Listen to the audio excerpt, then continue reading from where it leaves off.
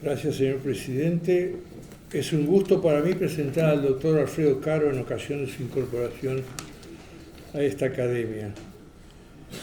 Y lo es principalmente por dos razones. Una es por sus importantes contribuciones científicas y la otra es por su inalterable disposición de poner su experiencia y talento al servicio del bien común, en particular del desarrollo científico y tecnológico de nuestro país.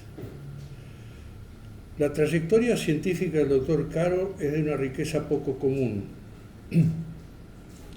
Ha publicado más de 250 artículos, la mayoría en revistas de alto impacto, como Physical Review Letters, Science, Nature Communications, Nano Letters, Physical Review, y sus trabajos han merecido más de 9.600 citas, exhibiendo un factor H de 51.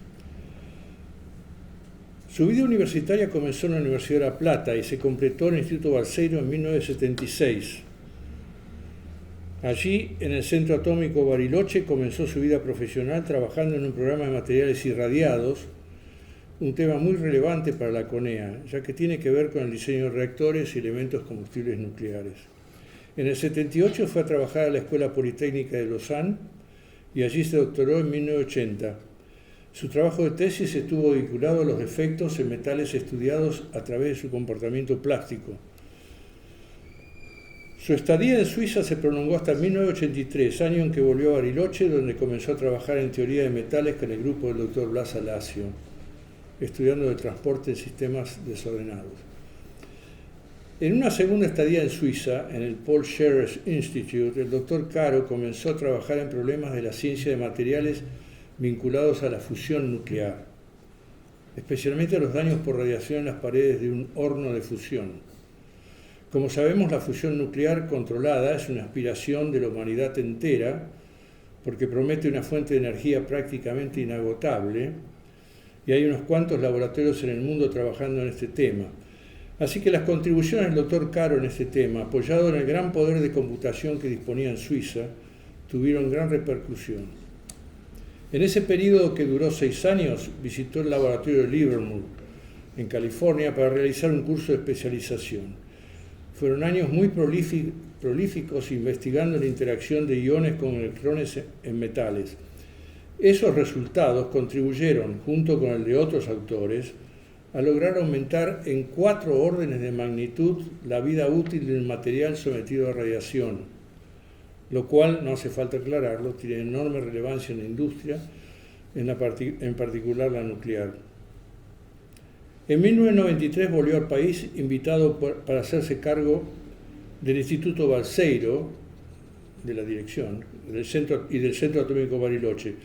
Como director impulsó un plan de becas postdoctorales para atraer talentos de afuera, la administración de proyectos con evaluaciones ex ante y ex post, la incorporación de investigadores extranjeros y otras ideas muy valiosas que se vieron interrumpidas por una desafortunada reestructuración de la CONEA en 1994.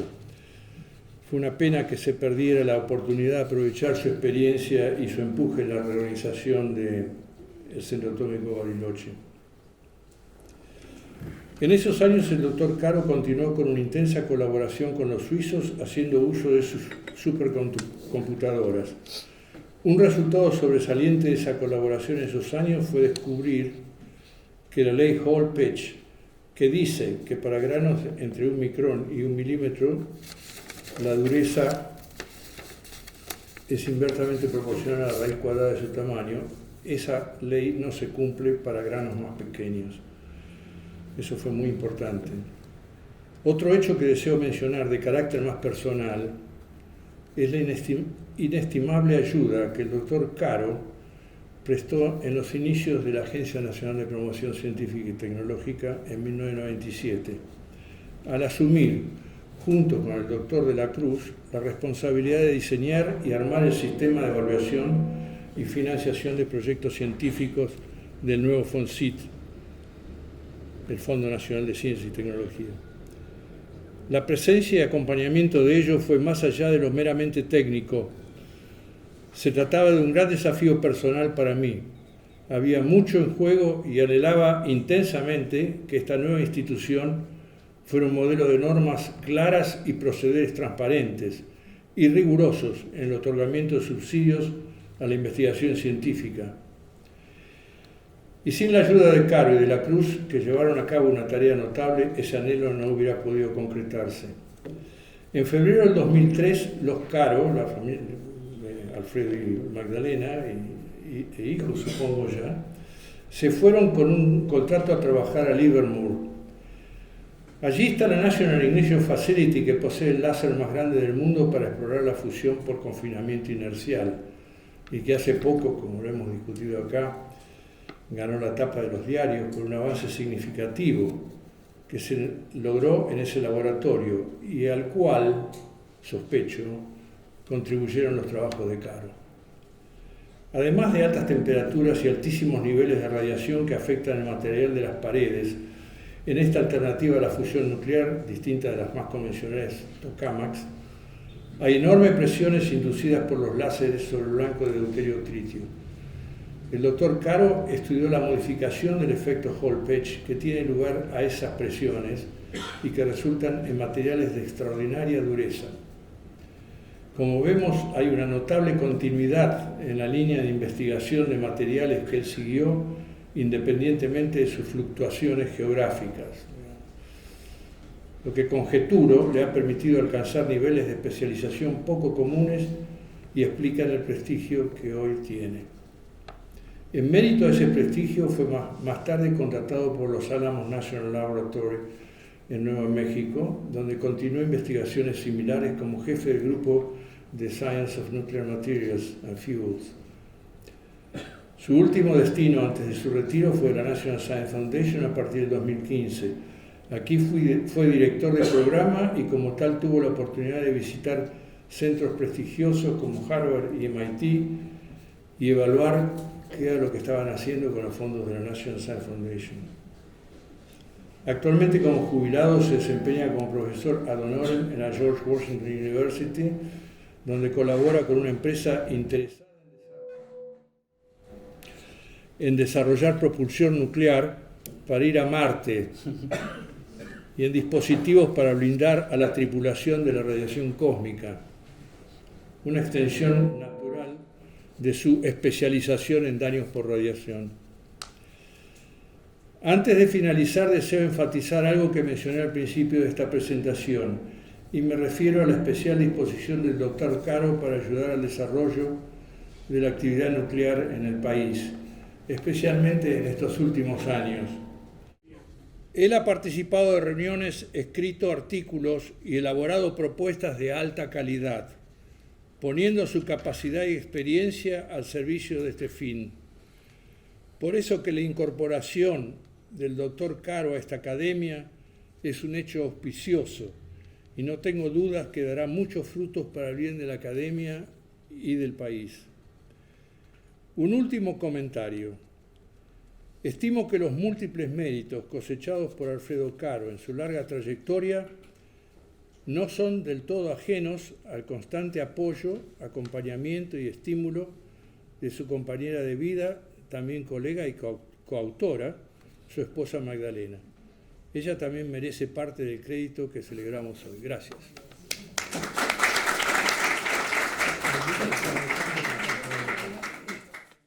Gracias, Mario. Gracias, Víctor. Nos damos la bienvenida a la academia y esperemos tener muchos años de colaboración conjunta. Muchas gracias. Muchas gracias.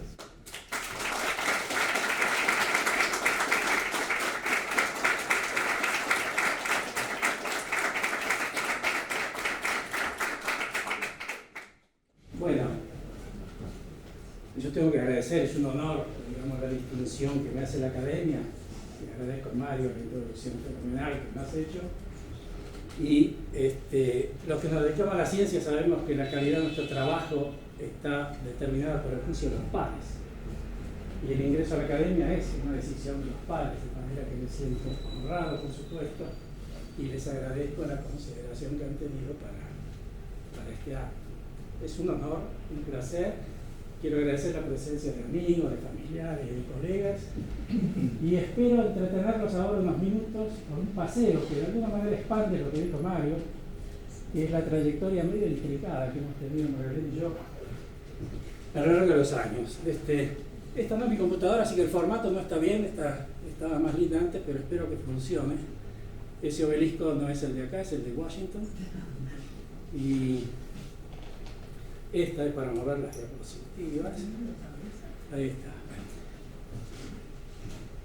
Mi padre era botánico, biólogo, y recorría el país buscando plantas para su herbario con subsidios del CONICET. Fue uno de los primeros miembros del CONICET en los años 60 y pico, y tengo una carta firmada por un Zairo de los nombres miembros del CONICET.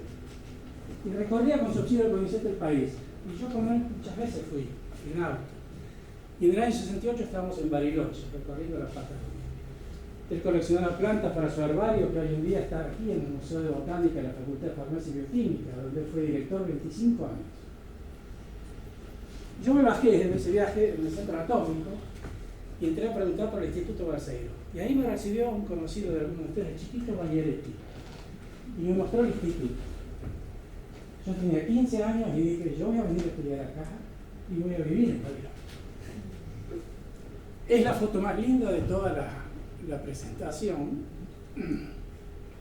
Pero para ir a Bariloche había que estudiar antes, entonces fui a La Plata. Fíjense los años, yo me recibí de la escuela en el 70, son años difíciles de Argentina, esta década fue terrible. Este edificio que se ve tan lindo ahora, en ese entonces tiene la desgracia de estar a 3 cuadras del cuartel de policía, y era gases lacrimógenos todos los días.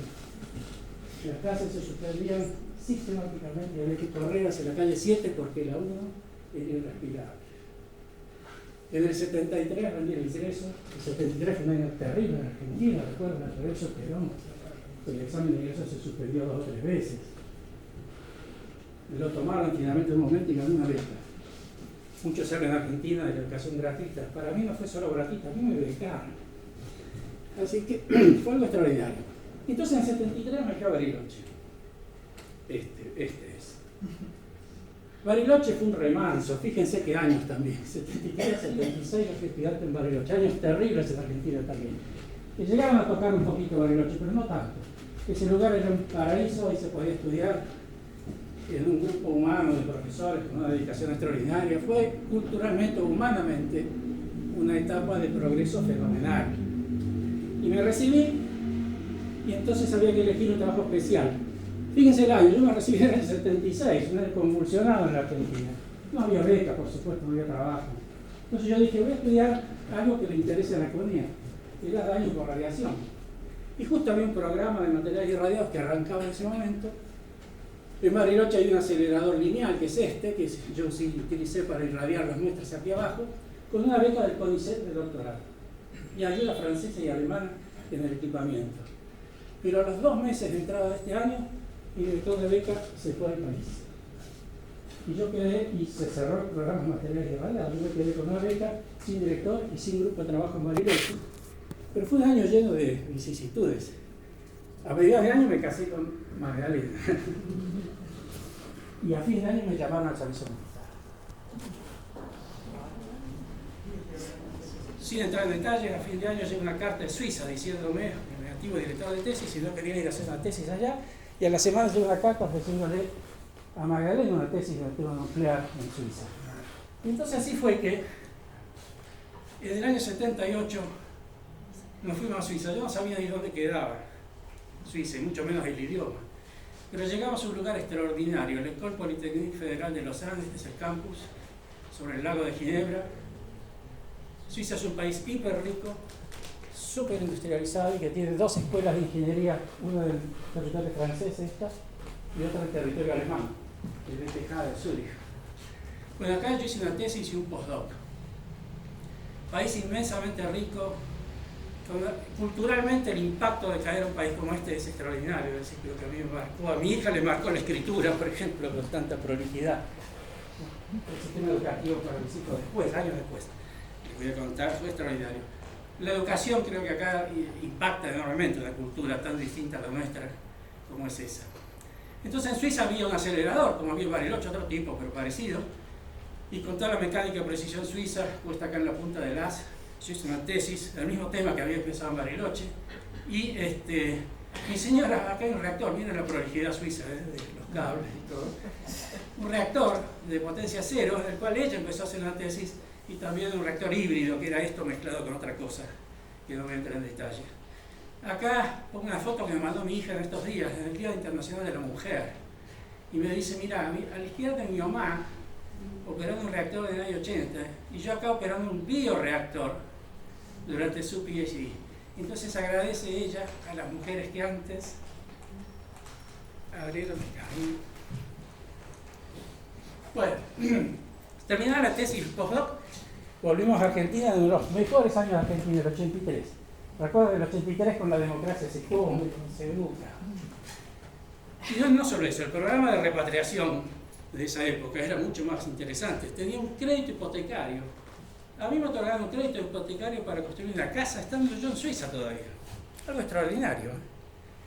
Así que volvimos a Bariloche, construimos una casa, tuvimos un hijo, otro hijo digo, y para representar a Bariloche en la época solo uso este edificio que no estaba en la época, pero es la biblioteca, representa, si quieren, el corazón más bonito de Bariloche. Del 83 al 86, entonces, yo habiendo aprendido en Suiza la física experimental, me dije, en Argentina no voy a ser feliz, porque yo sé lo que es comprar acá. Yo admiro a la gente que hace física experimental en Argentina, porque hacer un trámite de compra aquí es una tortura. En Suiza, imagínense. Entonces yo dije, voy a hacer teoría. Y en Bariloche me recibió Blas Alacio, el conjunto de Carlos Marcelo, que está aquí, de física del sólido de Bariloche. Yo no tenía las herramientas adecuadas, tenía que aprender, ¿no? Que me dieron una tesis experimental. Pero pues a Blas, una persona remarcable, me ayudó a desarrollar las herramientas del arte, digamos. Tuve estudiantes de doctorado, tuve estudiantes de licenciatura, y fui profesor asistente, no sé cuál era la categoría más baja de profesor, acá no sé cómo se llama. Adjunto. Fui profesor adjunto del instituto. Todo iba fenómeno. Pero en la Argentina, cuando todo va fenómeno, algo pasa. Y en el 86, ustedes se acuerdan, empezaron los problemas que dieron lugar a la hiperinflación. Y ahí yo tuve miedo. Yo tenía 2 hijos y dije, acá algo que yo no controlo está controlando mi vida. Y yo como la rana y el agua caliente, ¿vieron que? Yo salto de la cacerola antes que el agua hierva. Lo van a ver a lo largo de todos los saltos que hemos dado. Así que del año 87 nos fuimos. En el 86 Magdalena se fue a Europa a buscar trabajo. Recorrió y en el Paul-Scherrer Institute, un centro atómico suizo, pero en la Suiza alemana, le ofrece un trabajo en el área de reactores. Vuelve a Bariloche, entonces viajo yo. En el 86 voy a Suiza y me encuentro con un argentino, hombre al que le debo mucho, Máximo Victoria, que tenía un programa europeo de fusión en el Paul-Scherrer Institute. El Paul-Scherrer Institute, de nuevo, es una institución en Suiza súper compacta porque allí el terreno es caro. Tiene acá una fuente de luz sincrotrón, que no estaba en esa época. Acá tiene el reactor que hablamos, un reactor. Acá tiene los desechos nucleares suizos de baja actividad, de los reactores suizos. Y acá tiene un enorme acelerador. Y yo llegué en el año 87, en un momento en que la ciencia de materiales que yo estudiaba tuvo 2 hitos fundacionales, que son estos 2 papers. No voy a hablar mucho de cosas técnicas yo, pero este dice Unified Approach for Molecular Dynamics and Density Functional Theory, año 85, y este en vez de Atom Method para metales, año 84, 15.000 citas, 10.000 citas. Eso para los que están en el tema saben que son papers que han tenido un impacto tremendo. En realidad estos papers fueron fundacionales. Yo llegué en un momento muy adecuado a Europa. Fundacionales por esto, miren. Esta es una caricatura que encontré en internet y es lo único técnico que va a ver en la charla. Es muy linda. La física se divide así en territorios. Acá está la física clásica. Esto es para los que no son físicos, naturalmente. Nosotros me disculparán, pero la física clásica, mira, acá están las ondas, la óptica, la ley de gravitación universal, la luna y demás, las palancas, los mecanismos, etc. La termodinámica. Acá hay una barrera, y de este lado está la relatividad, es decir, las cosas que son muy grandes, galaxias, cosas enormes no andan con estas leyes. Está la teoría de la relatividad especial y general. Acá hay una barrera y viene la mecánica cuántica, que es lo que describe lo muy chico, así que esta línea describe la escala humana, la escala muy grande viene para acá, la escala muy chica viene con la mecánica cuántica. Y hay barreras aquí. Y fíjense qué lindo este dibujo. Acá dice está el abismo de la ignorancia entre la relatividad y la mecánica cuántica, que es lo que hoy en día se está estudiando, ¿no es cierto? Es un lindo dibujo, ¿verdad? Y más allá del abismo de la ignorancia, la filosofía, y acá, no sé, cosas más, más materia oscura, energía oscura y cosas raras. Es un lindo dibujo. Pero yo de este dibujo rescato esto. Mi trabajo estuvo en esta frontera siempre.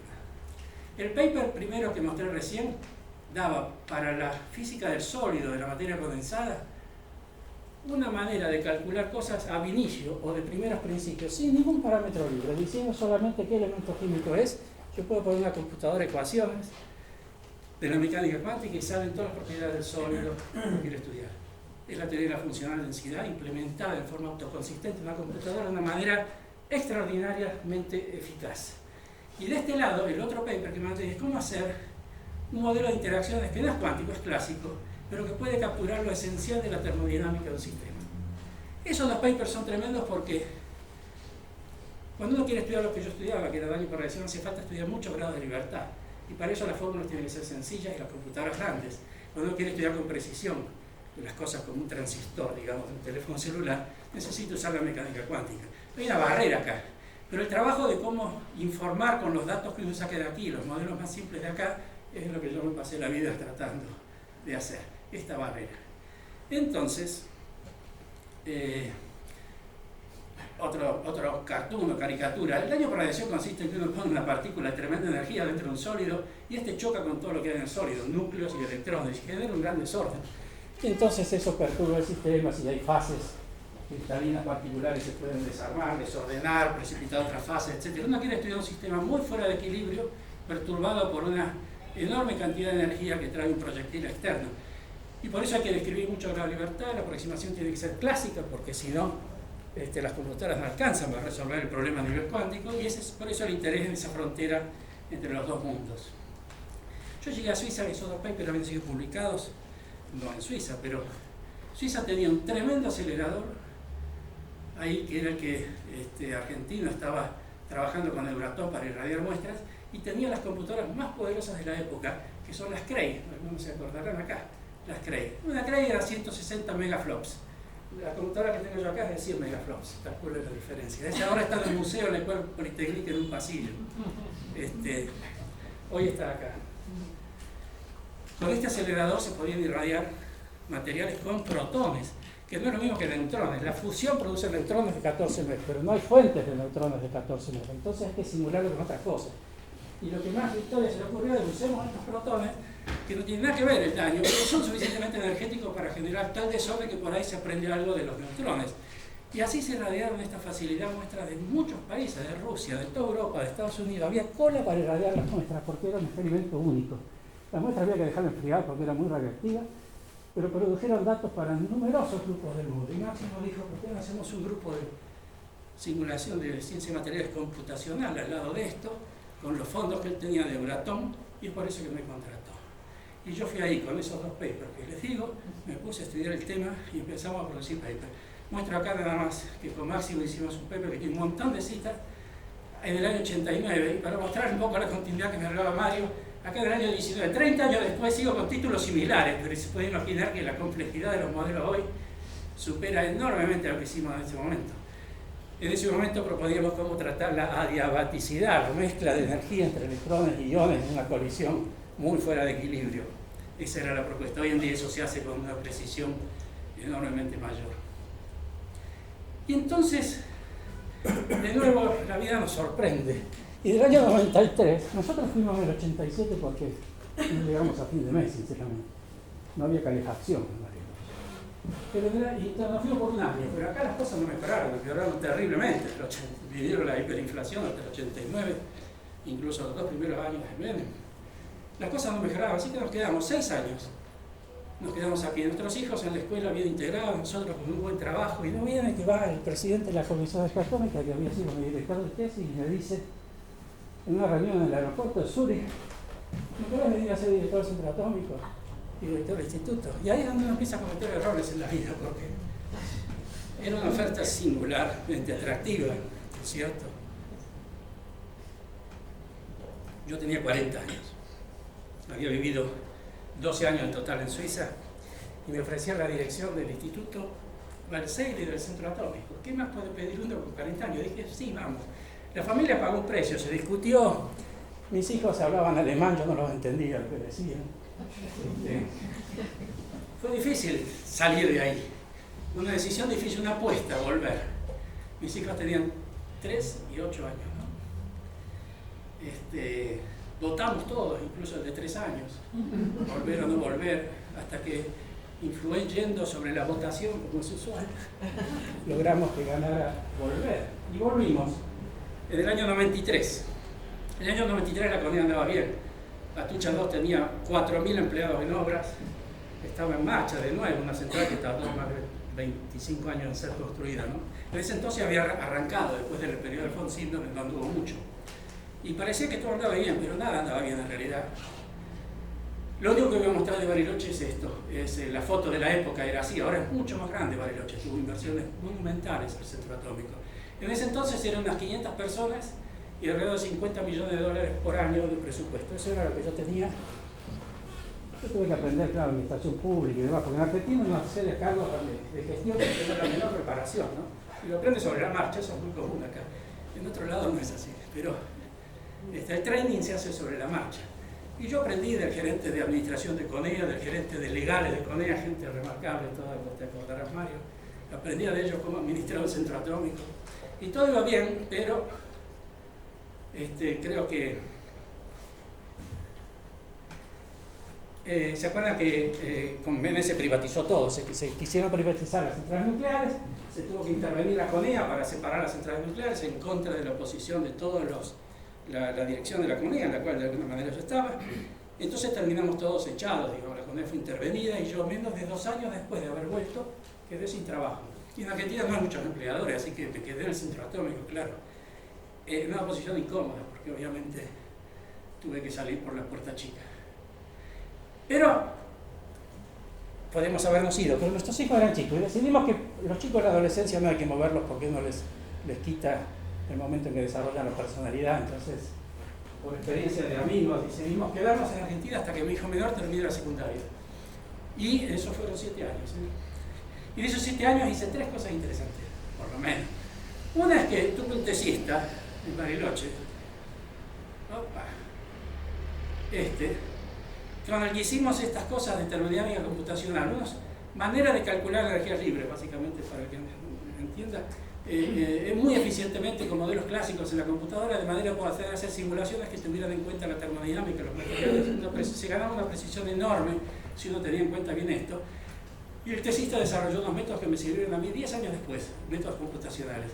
Y también en contacto con los suizos, que lo mencionó Mario, en esos años nacía la nanociencia, que acá tenemos un representante del primer nivel. Se empezaba a tener la habilidad de construir cosas a la escala del nanómetro. Un nanómetro es una milésima de millonésima de metro, es chiquito, ¿no?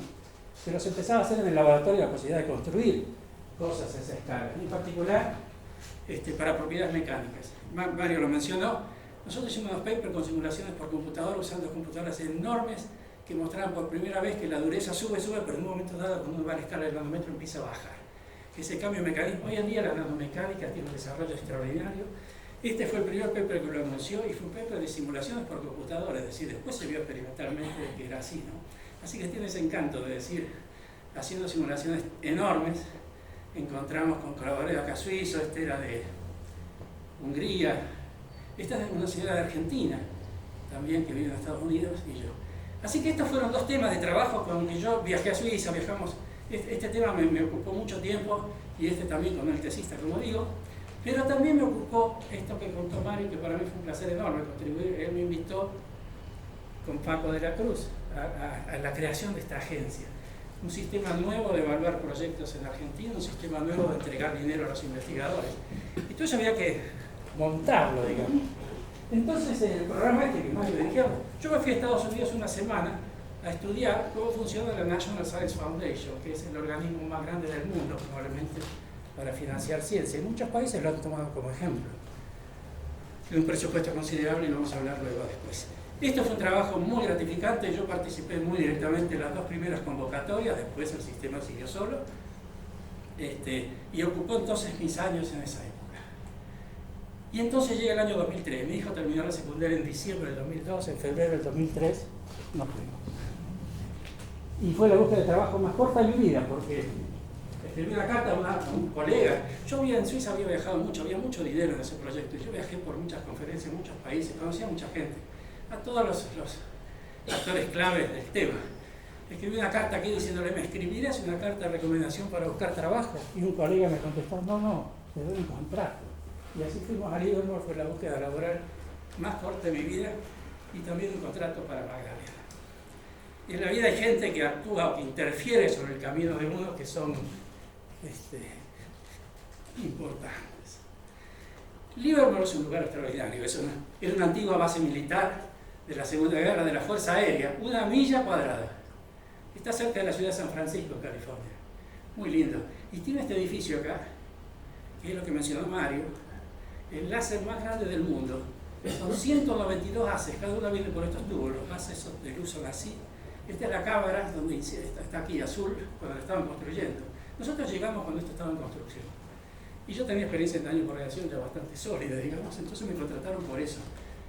Adentro de esta cámara se pone un dedo frío, y en la punta del dedo frío se pone el blanco, que es esta pelotita. Esta pelotita adentro tiene deuterio y tritio, y si los láseres la empujan, vamos a simplificar, pero los láseres la apretan, de tal manera que se llega a temperaturas y presiones como hay en el Sol. Entonces esto se enciende como se enciende el Sol. Esto transforma, esto explota. Y se produce una pequeñísima explosión nuclear acá adentro de esa cámara. Uno tiene que recoger esa energía afuera y probablemente pueda hacer algo útil con ellos en el futuro, ¿no? Este proyecto estaba en construcción y los americanos hay mucho que aprender de ellos, cómo colectan ideas, ¿no? Mientras se construía esa facilidad que mostré, se colectaban ideas de cómo hacer este blanco y demás. Yo trabajé en cómo hacer este blanco y en cómo hacer la pared para recibir la energía después. Y de nuevo, eso lo hicimos con... esta es la computadora más grande del mundo hoy. En su momento la más grande del mundo estaba en Livermore. Acá muestro cómo va, este es el ranking actual de las computadoras más grandes. La primera es esta, que está en Oak Ridge. La segunda en Japón, la tercera en Finlandia, la cuarta en Italia, la quinta y la sexta en USA. Y este ranking cambia 2 veces por año, que se construyen nuevas computadoras. Y fíjense que no son solo los americanos para la defensa que construyen, sino que otros países también. Hoy en día muchos problemas como el clima pasan por computadoras de este tamaño, ¿no? Y para la ciencia de materiales, tener computadoras de este tamaño permite hacer cosas inimaginables. Y yo tenía en Livermore, en ese momento la más grande del mundo, la más chica que esta. Quiero mostrar acá que acá está mi MacBook. Cada uno de estos mega gigateras es un factor 1000. Hace unos meses esta computadora superó la Exascale Computing. Exa, es decir, acá hay un factor 1000, 1 millón, 1000 millones de... no, me equivoqué porque aquí esto es 100, mi computadora es 100 megaflops, así que el factor 10. 1000, 10.000, 100. Mi computadora es, o mejor dicho, es 1 millón de veces, simplifico, 1 millón de veces la capacidad de esta computadora. Imagínense lo que puede hacer con esto, ¿no? Bueno, entonces, con esa computadora lo que uno puede hacer es escribir átomo por átomo una cantidad de átomos gigantesca, 1000 millones de átomos, por ejemplo, durante un nanosegundo. Y con eso puede estudiar cómo se propaga la onda de choque que hace explotar esa bolita para adentro. Y así estudiar la propiedad de compresión de diferentes materiales. Nosotros estudiamos un material particular, que era un nanophase material, de nuevo, que habíamos visto que tenía una dureza extraordinaria, lo sometimos a ondas de choque y para esa aplicación era muy buena. El anuncio que hizo Livermore hace 3 meses atrás de Aerospace Ignition, lo hicieron con un blanco de polímero, no metal como habíamos propuesto nosotros, pero había gente proponiendo blancos de toda la naturaleza. Nosotros abordamos el tema metálico, pero aparentemente lo hicieron con otras cosas. También seguía trabajando, y acá es interesante también porque acá está Magdalena, acá está otro argentino, este es un español, muy famoso por haber creado un código de ab initio que fue el primero que tuvo Time Dependent DFT, y con Time Dependent DFT nosotros avanzamos mucho de lo que es el Stopping Power, en esta descripción semiclásica de la interacción no adiabática, etcétera, entre electrones y iones. Esto también está hecho en esa época. Bueno, voy a acelerar un poquito. Pasamos 7 años en Livermore, y en Estados Unidos lo que uno no debe hacer es quedarse quieto en un trabajo, hay que cambiar de trabajo. Y entonces me invitaron a participar de un proposal acá de Los Álamos, del Departamento de Energía grande. Tanto el Departamento de Energía como la National Science Foundation tienen grants subsidios grandes de 20 millones de dólares que duran 5 años. Y tiene que haber una media docena de investigadores senior para ganarlo. A mí me invitaron a escribir uno con ellos, donde Los Álamos. Lo ganamos y me mandaron un subcontrato a Livermore importante, porque yo empecé a viajar a Los Álamos. Y entonces en el año 2010 me dije, Los Álamos es lindo. Y Los Álamos es el mejor lugar donde trabajé en mi vida. Los Álamos es el laboratorio donde se hizo el proyecto Manhattan de la bomba atómica. Dejad de lado que es una bomba. El desarrollo tecnológico del proyecto Manhattan es remarcable, es algo extraordinario, lo que hicieron ellos en un tiempo brevísimo. Y persiste allí el espíritu de Oppenheimer, que genera una especie de sentimiento de pertenencia, similar al que hay en Bariloche. Los Álamos están en el desierto de Nuevo México. Es la tierra del coyote y el correcaminos. Coyotes y correcaminos hay en la calle, en los parkings, está lleno de coyotes y correcaminos. Se corren unos a los otros y el dibujito es muy realista. Son tal cual.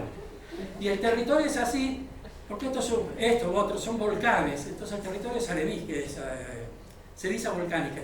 Y la erosión del agua, de la lluvia, que no llueve nunca, genera unos enormes cañones. Así que Los Álamos es un plató, hay mesas, le llaman ellos mesas, donde acá está el pueblo, acá está el laboratorio. Es el laboratorio más grande de Estados Unidos. Tiene 12.000 empleados, 4.000 doctores. Imaginen ustedes la fuerza intelectual que representa 4.000 personas con PhD bajo el mismo techo, es decir, bajo las mismas reglas de juego. Es una máquina de innovación y la manera en que ellos lo administran es extraordinaria. Yo acá tengo una pequeñísima escalón, un pequeñísimo trabajo del escalafón administrativo, si quieren, así que entendí cómo funcionan las cosas y hay tanto que aprender, no de lo que hacen ellos, sino cómo lo hacen ellos. Extraordinario, y acá trabajamos en este centro que yo digo, el DOI, el Departamento de Energía, tiene estos Energy Frontier Research Center, 20 millones de dólares, 5 años, y nosotros tenemos un centro para materiales bajo irradiación, bajo condiciones extremas de irradiación y mecánica, es decir, lo que yo sabía, ¿no? Entonces publicamos muchas cosas, muchos papers que tuvieron mucho impacto, son equipos grandes de gente, y esto acá se ve, por ejemplo, el Radiation Damage Tolerance Nanomaterials. Los nanomaterials ya estaban en todos lados para esta época. Bueno, ahí pasamos 5 años, algo que mencionó Máximo, que digo, por ejemplo, en ese centro se hicieron materiales como este que resiste 200 dPa. dPa es una unidad de daño, pero para darles una idea, el recipiente de presión de Atucha 1 aquí, que está siendo estudiado para ver si se puede hacer una extensión de vida, tiene el final de vida cuando el daño es 0,01 dPa. Esto es 10.000 veces más grande. Es decir, hoy en día uno puede hacer materiales 10.000 veces más resistentes que el de Atucha. Es algo inconcebible. No se va a hacer de esto una recipiente de presión porque no es necesaria tanta resistencia, pero lo que quiero decir es que lo que hoy en día se entiende del daño por radiación es fenomenal, comparado con lo que se entendía cuando se construyó la Atucha en los años 60, el recipiente de presión. Es decir, la disciplina esta ha progresado hoy en gran medida con la ciencia material computacional y por supuesto experimentos. Así que se trabajó en eso. Y por ejemplo también hay una cosa muy linda que son nanofoams. Esto es una esponja, pero donde la escala acá es de la escala del nanómetro. Es decir, que estos materiales son sólidos así, pero tienen una cantidad de superficie enorme. Entonces nosotros especulamos y el comportamiento de esto bajo irradiación, hicimos unos modelitos y encontramos que en el espacio parámetro, no importa cómo, pero es como una isla de resistencia a la radiación de estos materiales. Los científicos competimos por el arte, por tener la cubierta de las revistas, ¿no? Y acá conseguimos la tapa de la revista Nano Letters con el paper donde pusimos esta publicación que es una representación artística del daño por radiación que sufre esta nanoesponja.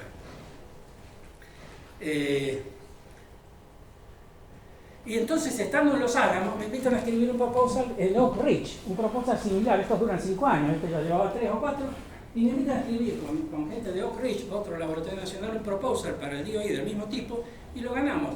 Y ese se llamaba Energy Deposition to Defect Evolution. Energy Deposition es lo que yo sabía hacer, ¿no? Así que lo ganamos, y yo recibí un subcontrato importante en Los Álamos. Si ustedes estarán pensando, este tipo se mudó a Oak Ridge. No, demasiada mudanza. Oak Ridge no es un lugar atractivo. Es un laboratorio muy importante. Pero bueno, no nos fuimos a Oak Ridge. Y con Magdalena trabajamos aquí en este tema. Se hicieron un montón de papers porque este tema trató un tema nuevo en metalurgia, que es las aleaciones de alta entropía. Hoy en día, yo diría que un porcentaje notable de las publicaciones metalúrgicas son en aleaciones de alta entropía. Este fue el primer gran que dio hoy para estudiar estas cosas. Entonces hicimos papers que fueron los primeros en este tema. Las aleaciones de alta entropía resisten la radiación muy bien y tienen muchas otras propiedades interesantes. Pero no hay tiempo para explicarlas. Ahí también, siguiendo con el tema de la interacción de iones con sólidos, conseguimos la tapa del Physical Review Letters, linda acá con un dibujo artístico de lo que es una partícula atravesando un sólido y la perturbación a la estructura electrónica del sólido, donde de Batic Forces o Ion Solid Interaction. Esto también, si se fijan acá, Alfredo Correa está en Livermore, es de Bariloche, Jorge Kojanov es de la UBA, estaba en Irlanda en ese momento, Emilio Artacho es español, este es español y yo. ¿Los amarillos ahí son átomos o núcleos? Los amarillos son átomos, este es el proyectil, y lo azul es una descripción artística de cómo queda la nube atrás de electrones que arrastra el sistema.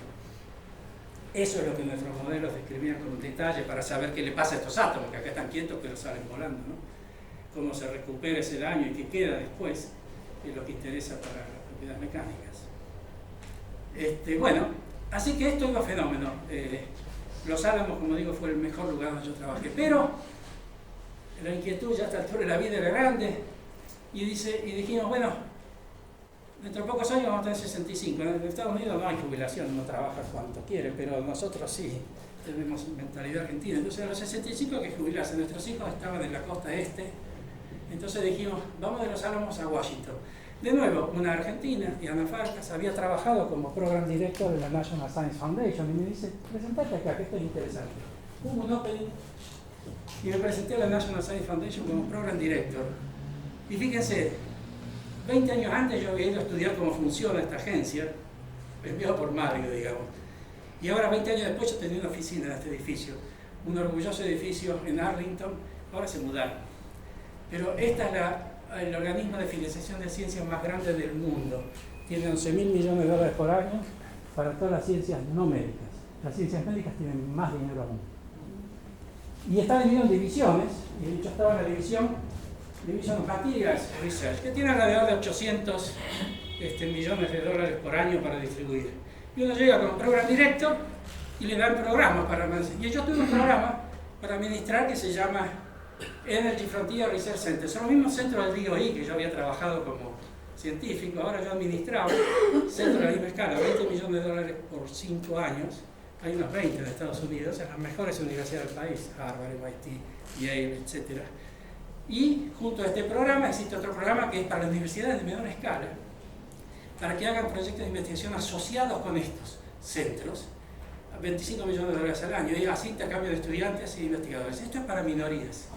Yo cuando dejé NSF hice una charla donde decía que sentía haber hecho una maestría en minorías, porque hay que estudiar. Los americanos tienen muchos problemas raciales de igualdad, pero hay que ver los instrumentos que tiene el Estado para hacerlo. Este programa, en Estados Unidos hay universidades para negros, surgidas después de la Guerra Civil, hay universidades para latinos del sur, hay universidades para indios, Native Americans, y todos ellos reciben subsidios de paquetes especiales. Este es un paquete especial para minorías. Así que yo fui a evaluar universidades de este tipo, llevando paneles de investigadores y demás, mirando los proyectos, y también fui a evaluar a MIT, a Harvard y demás. Es muy interesante cómo ellos manejan, tratan de eliminar las diferencias, ¿no? Los problemas de igualdad que acá están tan de moda. Ellos tienen una estructura fenomenal para tratar estos temas. Bueno, entonces ahí estuve 2 años, porque son 2 años los contratos, una manera de evitar que estas instituciones diverjan, es renovar la gente mucho. Y este es el único cargo de mi vida que yo juré. ¿Y saben por qué se jura? Se jura porque uno va a respetar las normas éticas de la institución, porque ella es depositaria de la confianza pública. Tremenda frase. NSF es depositaria de la confianza pública, es decir, que el manejo de los dineros públicos tiene que ser hecho con instrumentos de gestión que son públicos y que deben ser remitidos a pie de la lista. Cuando yo llegué ahí tuve 1 mes de training antes de empezar a tocar el dinero. ¿No te parece lindo? A mí me emocionó, digamos, uno jura que va a preservar la confianza que cuando la gente, como nos sucede en Argentina, pierde la confianza en las instituciones, tienen problemas. El ahí tiene el problema. Bueno, y entonces después de esos 2 años ahí, habiendo cumplido 65 años, es muy común en Estados Unidos cuando uno deja un trabajo full time, se asocia a una universidad, como estoy yo ahora. Es una relación que nos conviene a los dos. Yo firmo mis papers o mi actividad como profesor de aquí, y si tengo grants, ellos administran el grant y se quedan con un overhead, y además ellos aumentan su estadística con mi actividad científica, me sirven mis números. Es una relación que ganamos los dos sin que haya dinero de por medio. Yo, si quiero dinero, lo tengo que sacar de otro lado. Bueno, me voy acercando hacia el final. ¿Y qué hago yo ahora desde que me fui ahí? Yo en la actualidad me dedico a consultorías con empresas y con universidades. Hago charlas desde el Environment and Energy Management Institute de la George Washington University. Estoy, como dijo Mario, en una startup que quiere ir a Marte.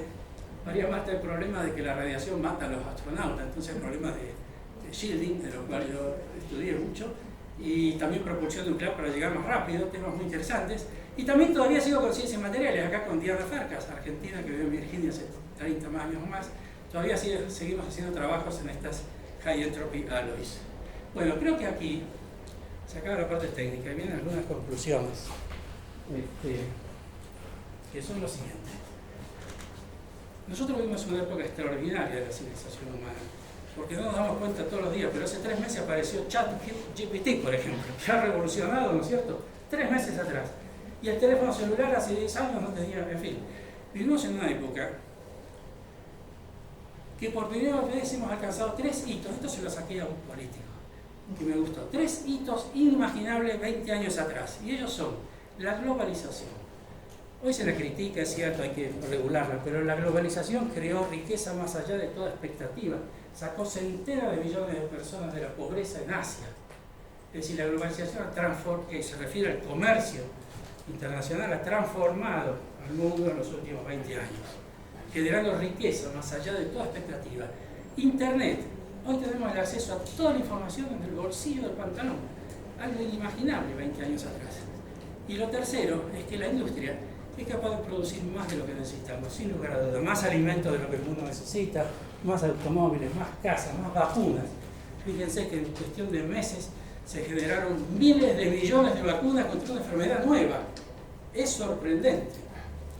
Y todo eso, sin embargo, la humanidad nunca tuvo estos 3 ingredientes juntos que podrían terminar con todas estas dificultades. Y sin embargo, las desigualdades y los conflictos se multiplican y ¿no? Tenemos limitaciones en otros campos, pero no en la ciencia y la técnica. Entonces, esas fueron las conclusiones, ahora vienen las reflexiones, que es lo último. Mi historia, como la de todas las personas, se mezcla por lo que yo hago, decido y el marco de lo que me rodea, ¿no es cierto? Ustedes vieron, nos fuimos a Argentina 3 veces, volvimos 2 veces, no siempre por voluntad propia. Y cuando uno vive en otro país, yo creo que es común para todos los que nos hemos expatriado, uno está en un permanente ejercicio de comparación y puesta en perspectiva. A mí me ha ocupado siempre tratar de entender por qué a nosotros nos va mal y a otros les va bien. No tengo la respuesta clara. Pero, ¿por qué teniendo la inteligencia igualmente distribuida en todo el mundo y un sistema educativo remarcable como hay acá, este país no logra levantar cabeza? No sé. Y entonces me pregunto, ¿qué puede ser útil mi incorporación a la academia? A ver, acá. ¿Qué puedo hacer yo de útil? Entonces, cuando yo estaba en NSF, tuve el placer de participar de una cosa que hace NSF cada 10 años con la Academia de Ciencias en Estados Unidos. Le pregunta a la academia en qué hay que invertir el dinero. No son los políticos deciden cuánto dinero poner, pero en dónde lo decide la comunidad. Pero ¿cómo lo decide? Bueno, lo tiene que decidir de una manera en que esté libre de bias, ¿no es cierto?, de tendencias. Es muy difícil. Se le pide a las academias, porque las academias gozan de un prestigio extraordinario. Y entonces NSF genera el Charge to the Academy, es el documento donde le pide cada 10 años en qué poner. Estoy hablando de poner $1.000 millones por año, ¿no? Es decir, en materiales, solo materiales. Es una inversión importante. ¿Y en qué se pone? Una parte se pone en Curiosity Driven Research, lo que los investigadores quieren hacer, pero eso es una fracción. La otra parte se pone cosas como decir vamos a la luna, ¿no es cierto? Proyectos concretos. Y eso surge de la opinión de los que saben. Y la academia se supone que alberga a la gente más capaz de cada país, ¿no es cierto? Entonces yo estuve en el año 16, 17 preparando ese Charter de Academy, en el año 19, 2 años después aparece. A la academia se le paga $1 millón, $2 millones de dólares para que haga este trabajo. Esto es un libro de 100 y pico páginas y la academia hace cada 10 años y le dice dónde poner el dinero. Es una sugerencia, porque dónde poner el dinero lo deciden los jefes de la National Science Foundation, que es el Scientific Board que tiene el gobierno de Estados Unidos, ¿no? Pero quiero decir que las ideas surgen de lo que saben, en un proceso de consulta que es extraordinariamente rico. Y entonces yo me digo, podremos hacer eso acá. Y entonces me puse a leer, fíjense, la definición de las academias en el Internet tiene 3 renglones primero, y después una serie de puntos. Si evaluamos los 3 renglones y la serie de puntos, estas academias de Estados Unidos son parecidas en sus objetivos. Pero miremos los 3 renglones, que es el core. Fíjense para qué está la Academia de Ciencias de Estados Unidos. Tiene por misión proporcionar asesoramiento independiente y objetivo a la nación. Por nación, en inglés se entiende el gobierno, los policy makers, que no sé cómo se traduce, y el público, sobre asuntos relacionados con ciencia y tecnología. Esa es la misión principal de la Academia de Ciencias de Estados Unidos. Y fíjense cuál es la misión de la Academia de Ciencias, esta. Los 3 primeros renglones, no es una crítica absoluta, es una crítica relativa. Dice, las academias de ciencias tienen como fin intensificar el estudio de las ciencias. Muy diferente. Esto fue definido en el siglo XIX, cuando no había ciencia en Argentina. Pero en ningún lado dice acá que el rol de la academia es asesorar a los poderes políticos, al público, sobre temas de ciencia técnica. En los bullets de más abajo, estos son los 3 primeros renglones. A eso voy yo. Yo sé que lo dice abajo, pero si uno mira y lee rápido sobre los 3 primeros renglones, descubre que el rol de la academia es como ser como una universidad. Intensificar el estudio, pero no tiene presupuesto para intensificar el estudio. Entonces, ¿cómo lo va a hacer? No entiendo, para eso las universidades tienen presupuesto para intensificar el estudio de la ciencia. Así que me incorporo a la academia, pero vamos a tener un problema, porque me van a tener que explicar cómo funciona y qué podemos hacer para que la academia produzca opiniones independientes y objetivas sobre asuntos de ciencia y tecnología, que me parece el rol más importante que este conjunto remarcable de gente puede hacer. Creo que les he transmitido, yo tuve el placer, soy un hombre de suerte, yo tuve el placer de estudiar y trabajar en un lugar fenomenal, con gente magnífica y en otros lugares del mundo todos extraordinarios. Y viajando a todas partes con también una mujer extraordinaria. Así que ahora estoy jubilado. Les agradezco de nuevo esta incorporación, que es un honor para mí, y la atención y la presencia de ustedes aquí. Gracias.